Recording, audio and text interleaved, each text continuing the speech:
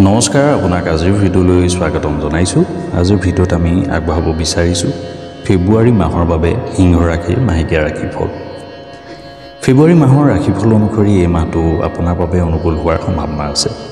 মাহৰ আৰম্ভণিতে ৰাহু আৰু শুক্ৰ অষ্টম স্থানত আৰু সূৰ্য বুধ ষষ্ঠ স্থানত, কেতু দ্বিতীয় স্থানত আৰু শনি দশম স্থানত থকাৰ বাবে স্বাস্থ্যজনিত সমস্যাই আপোনাক কিছু অশান্তি দিব পাৰে। খাদ্যাভ্যাস উন্নত কৰিব লাগিব, নহ'লে আপুনি চিন্তিত হ'ব পাৰে। এই সময়ত বৈবাহিক সম্পৰ্কৰ বাবেও উত্থান পতনেৰে ভৰি পৰিব পাৰে। আপোনাৰ আয় ভাল হ'ব, কিন্তু সেই আয় ভুল ঠাইত বিনিয়োগ কৰিলে আপুনি লোকচানৰ সন্মুখীন হ'বলগীয়া হ'ব পাৰে। ব্যৱসায়ৰ বাবে দীৰ্ঘম্যাদী পৰিকল্পনা কৰাটো আপোনাৰ বাবে ফলপ্ৰসূ বুলি প্ৰমাণিত হ'ব। আনহাতে কৰ্মৰত লোকসকলে নিজৰ কামৰ ওপৰত আত্মবিশ্বাস ৰাখিব লাগিব আৰু ভাল প্ৰদৰ্শন কৰিবলৈ চেষ্টা কৰিব লাগিব। তেতিয়া আপুনি কৰ্মক্ষেত্ৰত ভাল কাম কৰিবলৈ সক্ষম হ'ব। অন্যহাতে আপুনি কাৰোবাৰ লগত কথা পাতোঁতে অকণমান সাৱধান হোৱা উচিত হ'ব। কেৰিয়াৰ দৃষ্টিকোণৰ পৰা এই মাহটো আপোনাক উত্থান পতনৰ মাজতো কিছু সুবিধা প্ৰদান কৰিব পাৰে। মাহৰ আৰম্ভণিতে ৰাহুৰ সৈতে শুক্ৰ অষ্টম স্থানত থাকিব আৰু দশম স্থানত বৃহস্পতি উপস্থিত থাকিব, যাৰ বাবে কৰ্মক্ষেত্ৰত কিছু উত্থান পতন আপুনি দেখিবলৈ পাব পাৰে।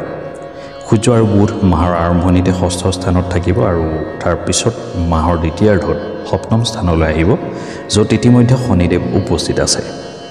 এই পৰিস্থিতিয়ে কৰ্মক্ষেত্ৰত কিছু লোকক পদোন্নতি প্ৰদান কৰিব পাৰে।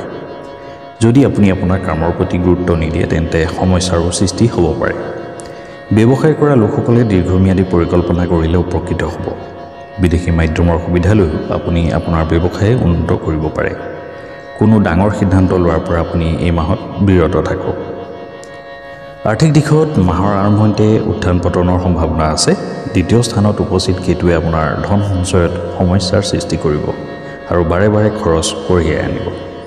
বুধ মাহৰ প্ৰথমাৰ্ধত ষষ্ঠ স্থানত থাকিব আৰু খৰচ বৃদ্ধিত মুখ্য ভূমিকা গ্ৰহণ কৰিব। মাহৰ দ্বিতীয়াৰ্ধত সূৰ্য আৰু বুধ দুয়োজনে সপ্তম স্থানত প্ৰৱেশ কৰিব, যিয়ে কিছু পৰিমাণে খৰচ নিয়ন্ত্ৰণ কৰিব। কিন্তু ৰাহু আৰু শুক্ৰ অষ্টম স্থানত থকাৰ বাবে অপ্ৰয়োজনীয় খৰচ বৃদ্ধি পাব, যাৰ বাবে আপুনি সমস্যাৰ সন্মুখীন হ'ব পাৰে।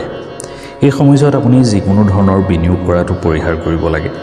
অৱশ্যে আপোনাৰ বাবে ভাল কথাটো হ'ল যে দ্বিতীয় স্থানত দেৱগুৰু বৃহস্পতিৰ দিশটোৰ বাবে ধন সঞ্চয়ত কিছু পৰিমাণে সফল হ'ব আৰু একাদশ স্থানত মংগলৰ উপস্থিতি আপোনাৰ আৰ্থিক অৱস্থা সুদৃঢ় কৰিব।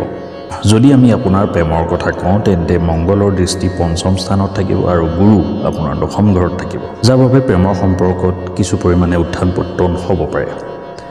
মাজে মাজে কিছুমান কাজিয়াও হ'ব পাৰে। আপোনাৰ প্ৰিয়জনে কোনো বিষয়ত খং দেখুৱাব পাৰে, যিয়ে আপোনাক অসন্তুষ্ট কৰিব।